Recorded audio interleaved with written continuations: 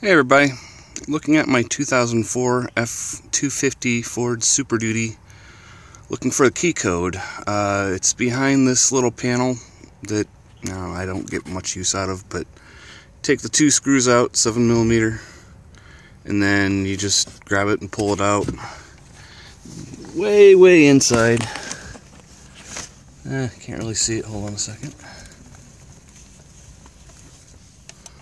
Way back there.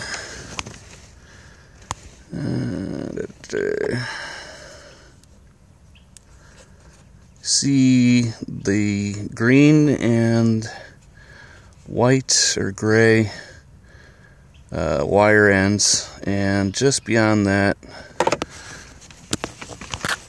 is the code.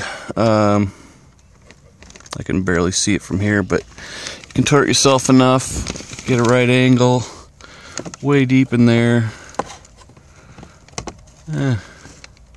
You can get in there and see it. You can see the little barcode above. It's just beyond that, and it's upside down, so sorry I couldn't get a good angle at it, but there's another video for 2006, and poking and prodding a couple times, found it. So that's it.